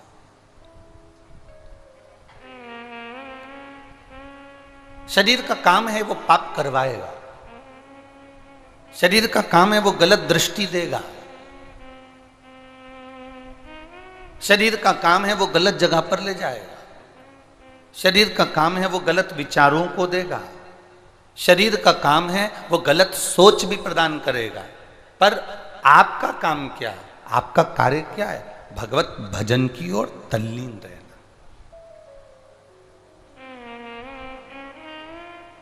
आपका कार्य क्या है? भगवत स्मरण की ओर तल्लीन रहना।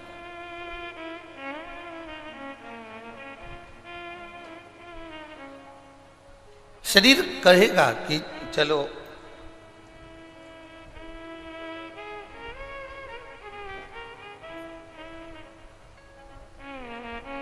थोड़ा मदिरा की दुकान तक हो जाए, शरीर कहेगा चलो थोड़ा मांसाहार की दुकान तक हो जाए, शरीर कहेगा थोड़ा होटल तक हो जाए, शरीर कहेगा कहीं वैश्यावृत्ति की ओर गलत और पर मन चलें। पर इस मन के जाने को आप थोड़ा सा सत्संग के माध्यम से, भजन के माध्यम से, पूजन के माध्यम से रोक सकते हो। ऐसा नहीं है कि हमारा शरीर कहे और हमें उस हिसाब से चल देंगे।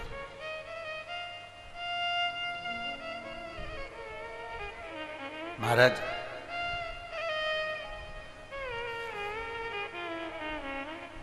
कान में कुंडल पहनो मना नहीं है, पर ऐसा पहनना कि कान ना कटे। कान में कुंडल पहनो मना नहीं, पर ऐसा पहनना कि कान ना कटे। नाक में नथनी पहनना, नाक में लौंग पहनना, पर ऐसी पहनना कि नाक, जम के बोलो जरा, ना कटे। मना नहीं।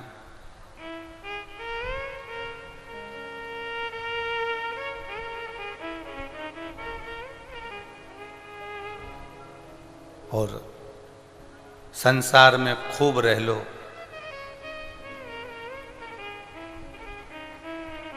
पर जीवन ऐसा बनाना कि भजन के बिना, प्रभु के नाम के बिना एक दिन भी ना कटे, एक दिन भी ना। कान में कुंडल पहनो, पर ऐसा पहनो कि कान ना कटे। नाक में नथनी पहनो, लौंग पहनो, पर ऐसी पहनो कि नाक ना कटे। और संसार में खूब अच्छे से रह लो, पर अपने जीवन को ऐसा बनाना कि भगवान के भजन बिना, भगवान के पूजन के बिना, एक लोटा जल के बिना हमारा जीवन ना कटे। जब तक मैं मंदिर ना जाऊं तब तक मेरा मन ना लगे, जब तक मैं भगवत भजन ना करूं, जब तक मैं भगवत स्मरण ना करूं, तब तक मेरा चित्त ना लगे, तब तक मेरा मन बेचैन रहे जाने को भगवान की भक्ति की ओर, भगवान के भजन की ओर। आज बालोद नगर के, इस बालोद जिले के अंतर्गत बालोद में जो कथा हो रही है, पूरे बालोद में ऐसी कोई रोड नहीं है जो खाली हो। प्रत्येक रोड में लाखों से लाखों भक्त भरे पड़े हुए हैं, प्रत्येक रोड पर।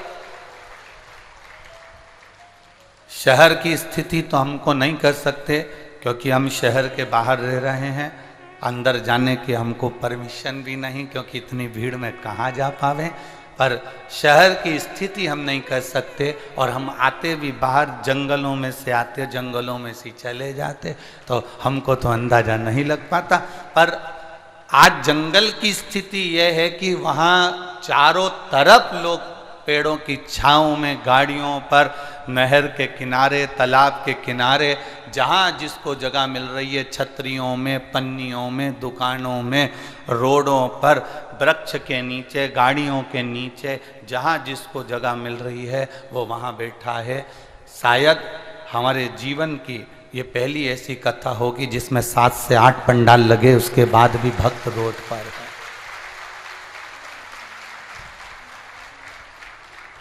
यह हमारे जीवन की शायद पहली ऐसी कथा होगी जिसमें 3 पंडाल तो यहीं लगे हैं, 2 पंडाल सामने लगे हैं, फिर साइड में लगे हैं, ऐसे 5-7 पंडाल बड़े बड़े लगाए गए।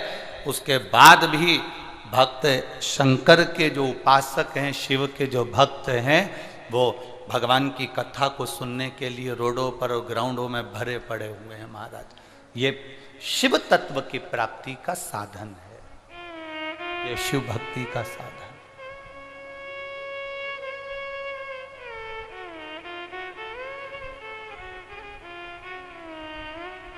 आज बड़ी प्रसन्नता हो रही है हमें आपको यहाँ पर बैठा हुआ देखकर, इस कथा के पंडाल में आया हुआ देखकर।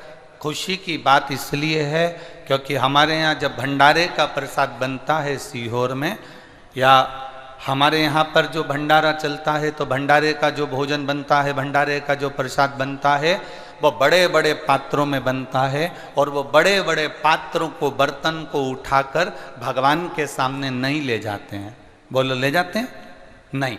हमारे यहाँ क्या करते हैं, एक थाली में, कटोरी में जो भंडारे में भोजन बना होता है उसको थाली में लगाते हैं, भगवान को भोग लगाते हैं। वो थाली का जो प्रसाद है वो ले जाकर सारे बड़े बड़े जो बर्तन, पूड़ी, सब्जी, भजिया, पकोड़ा, नुक्ती, सेव जो बना होता है बहुत सारा, उसमें थोड़ा थोड़ा वो मिला देते हैं। मिलाते इसलिए हैं क्योंकि जो भगवान ने भोग लगाया, प्रसाद जो हो गया, वो हम उसमें डालेंगे तो वो भी जम के, बोलो जरा, प्रसाद हो जाए। तुम्हारे यहां भी ऐसा होता है क्या? अरे बोलो तो रे बालोद वालों, होता है ऐसा कि इतने बड़े बड़े भगोने, बड़े बड़े बर्तन भंडारे के भगवान के सामने नहीं ले जाते क्योंकि वो भंडार गृह में रहते हैं। बस एक थाली में भोजन लगा कर ले जाते हैं, भगवान को भोग लगाते हैं, वही उठाकर फिर उन प्रसाद में, उन भोजन में मिला देते हैं, तो सारा की सारा जितना भोजन है वो प्रसाद बन जाता है। बस ये देखकर प्रसन्नता हो रही है कि आप भी वो भोजन की थाली हो जो यहाँ आई हो, और भोजन भोग लगने के बाद, भगवान की कथा सुनने के बाद, शिव महापुराण को सुनने के बाद जब आप भी अपने गांव में जाओगे तो मुझे विश्वास है पूरे गांव को प्रसाद बना दोगे। जाते से ही पूरा गांव स्वच्छ हो जाएगा। आपके थोड़ा सा भोग लगता है और वो बड़े बड़े बर्तन में थोड़ा थोड़ा डाल दो तो प्रसाद हो जाता है। उसी तरह तुम जिस जिस गांव से आए हो, जिस जिस कॉलोनी से आए हो, जिस जिस सोसाइटी से आए हो, जिस जिस जगह से आए हो, जब कथा सुनकर जाओगे तो तुम्हारे शरीर में यहाँ की रज, तुम्हारे शरीर में भगवान शंकर का श्री शिवाय नमस्तुभ्यम जाप, तुम्हारे शरीर में ओम नमः शिवाय, तुम्हारे शरीर में राम कृष्ण भजता हुआ इस शरीर में जब तुम्हारे गांव तक जाएगा, तुम्हारे गांव में पहुंचो तो समझ लेना कि बड़े वाले बर्तन में ये प्रसाद डल गया तो पूरा बर्तन प्रसाद हो गया। गांव में पहुंचते से सब शिव भक्त हो गए। तुम्हारे जाते ही सारे के सारे शंकर के भक्त हो जाएं। तुम्हारे जाते ही तुम अपने मंदिर में, देवालय में, शिवालय में श्री शिवाय नमस्तुभ्यम बोल बम का नारा है। तुम्हारे मुख से जब आप स्मरण करो, तुम्हारे मुख से जब आप गुंजायमान हो, तुम्हारे मुख से जब आप मंत्र जाप करो, नाम जाप करो, और तुम्हारे गांव के लोग भी तुम्हारे मुख का दर्शन करें। विद्येश्वर संहिता शिव महापुराण में लिखा है, श्री शिवाय नमस्तुभ्यम बोलने वाले का केवल मुख का दर्शन करा जाए तो हजारों अश्वमेध यज्ञ का फल प्राप्त हो जाता है। ये शिव महापुराण की विद्येश्वर संहिता कह रही है।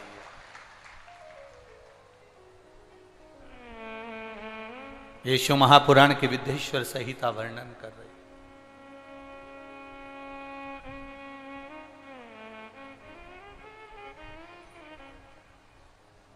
ये शिव महापुराण का पावन चरित्र वर्णन कर रहा। महाराज, आपका भजन, आपका कीर्तन, आपका मंत्र जाप, आपका स्मरण ना जाने कितनों को फल प्रदान कर देता है, ना जाने कितनों को।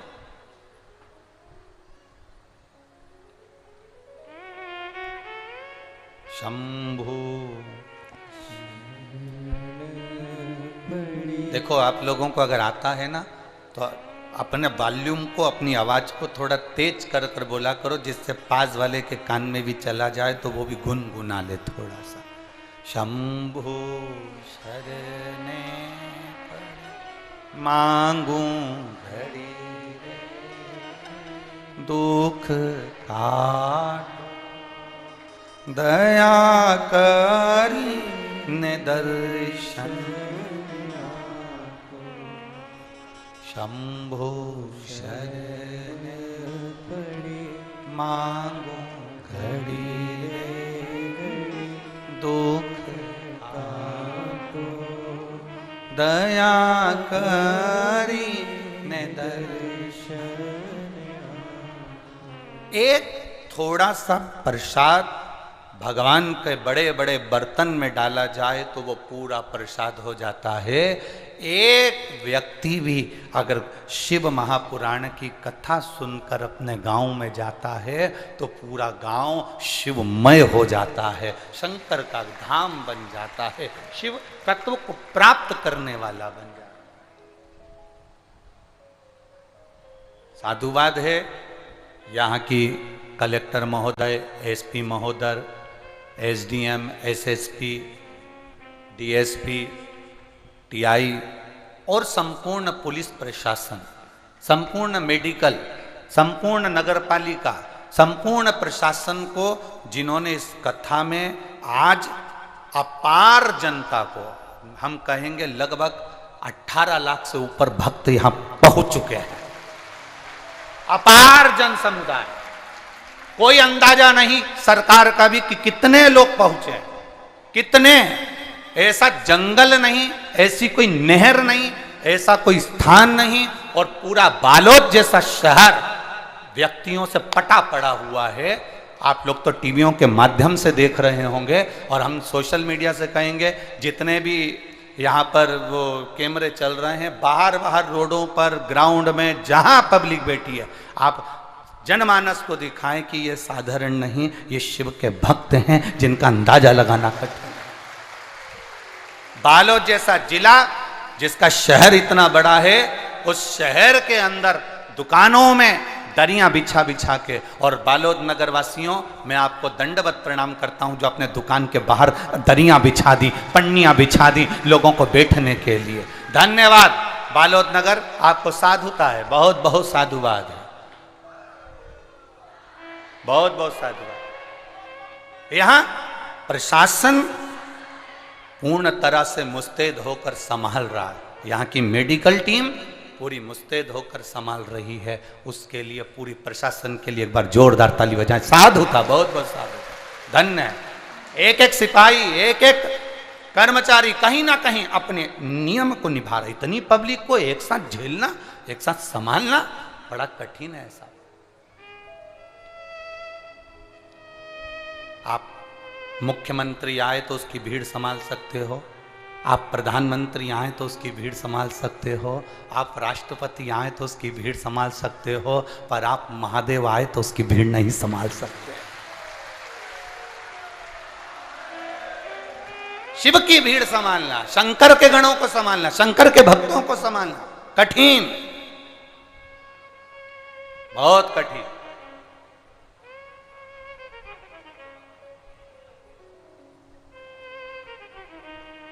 और बिना निमंत्रण के ये जितने बैठे हैं, एक के पास भी ना तो पीला चावल गया, न पत्रिका गई, न पंपलेट गया, न बैनर गया।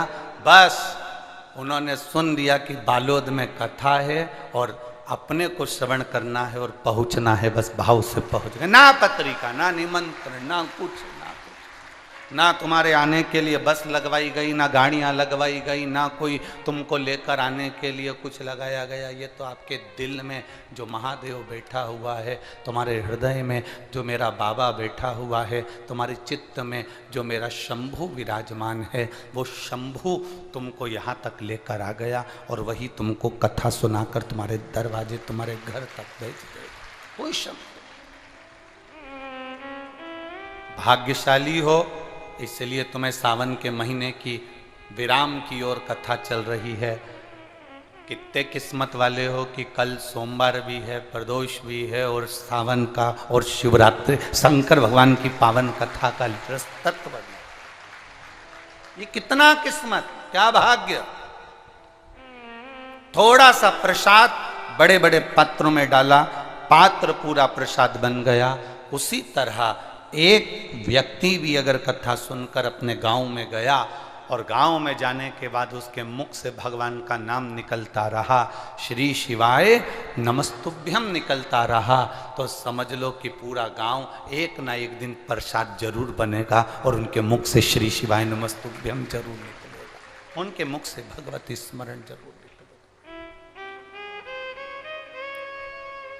और लुटा दिया भंडार काशी कर दिया माला माल काशी। ये भक्ति के बल को हमें बढ़ाना है, भक्ति के बल को हम कहीं ये विचार कई लोगों के मन में आ जाता है, हम फिर कहेंगे कि मानव का शरीर बड़ा कीमती शरीर है, इसको ये तंबाकू गुटखा से या गंदा गटर के पानी से या मदिरा के पानी से इस शरीर को खराब मत करो। तुम्हारी 50 लाख की गाड़ी में गटर का पानी डालकर चलाओगे तो गाड़ी कोई चलेगी क्या? उसी तरह ये करोड़ों का शरीर भगवान ने दिया, एक एक किडनी 10-10, 20-20 लाख की दे दी, लीवर 25 लाख का दे दिया, आंखें लाखों की दे दी, कान लाखों के दे दिए, हाथ पैर लाखों के दे दिए। जरा विचार तो करो, ओरिजिनल चीज जब शरीर की चली जाती है और हॉस्पिटल में डुप्लीकेट घुटना डलता है तो कितना चलता है, कोई काम का रहता है वो? असली चीज भगवान ने तुमको देकर भेजा है। और इस गाड़ी की कीमत को समझ लो, इस शरीर की कीमत को समझ लो, तो व्यसन से दूर रहो। जितना व्यसन से दूर रहोगे उतना तुम्हारी जिंदगी सार्थक हो जाएगी, जितना तुम व्यसन से दूर रहोगे उतना तुम्हारा जीवन धन्य हो जाएगा, उतना जीवन धन्य है।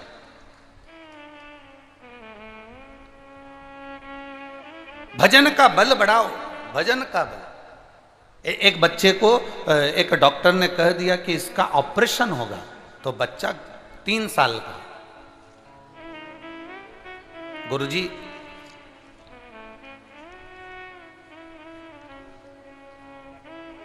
मेरा नाम ईशा साहू है, मैं ग्राम खपरी हीरू, सही है, खपरी हीरू गुंडर देही बालोद छत्तीसगढ़ की निवासी हूँ। सही बोला है हमने? हाँ ठीक है, सही बोला हो तो तुम समझ लेना, ठीक है, बाकी के तो सब जाने दो। एक बार फिर से बोल देते हैं, नाम ईशा साहू है, मैं ग्राम खपरी हीरू कुंडरदेही बालोद छत्तीसगढ़ की निवासी हूँ। गुरुदेव कहीं बैठी हो तो हाथ हिला सकती हैं। गुरुदेव मेरा 3 साल का बेटा है, जन्म से ही उसके शरीर में एक प्रॉब्लम हो गई और यूरिन वाले स्थान पर उसको तकलीफ हो गई। जितने डॉक्टरों को दिखाया है जन्म से, वो 3 साल का हो गया गुरुदेव, पर ठीक नहीं हो पाया। हर डॉक्टर का कहना था इसका ऑपरेशन होगा। हम भी विचार में पड़ गए कि ऑपरेशन कैसे कराएं, छोटा सा बच्चा है। दिन चलते गए, आज बेटा 3 साल का हो गया। किसी ने कहा कि टीवी को सुनना चालू करा, बच्चे के हाथ में छोटा सा लोटा पकड़ाकर मंदिर ले जाते, मंदिर में जल चढ़ाते, जल चढ़ा के बच्चे को आचमन करा देते। पशुपति व्रत भी मैंने उसके लिए करना प्रारंभ करा, पर बेटा ठीक नहीं हुआ गुरुदेव। अब क्या करें? फिर घबरा गए। किसी ने कहा इतनी जल्दी हिम्मत मत हारो, सियोर वाला महाराज कहता है अपना कार्य पूरा करो, 3 महीने में कुछ नहीं होता तो और बढ़ाओ, बाबा का भजन करने में क्या जाता है। अब तो बच्चा भी जिद करने लगा, मम्मी शिव मंदिर चलो। शंकर के मंदिर में छोटा सा लोटा लेकर बच्चे से जल चढ़वाती, पानी पिलवाती और फिर वापिस एक बार पशुपति व्रत करा। गुरुदेव हम ऑपरेशन के लिए बच्चे को जब डॉक्टर के यहाँ लेकर गए, डॉक्टर ने कहा अब इसको ऑपरेशन की जरूरत नहीं, इसका शरीर ठीक हो गया है। यह शिव तत्व है, योग घड़ी है।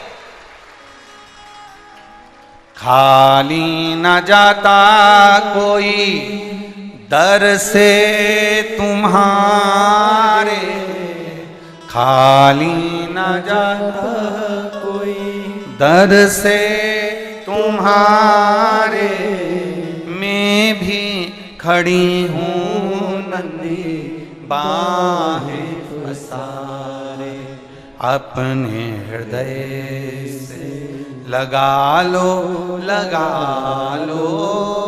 गिरा जा रहा हूँ, उठा लो भोले अपने दर से, अब तो न टालो, गिरा जा रहा हूँ, उठा लो।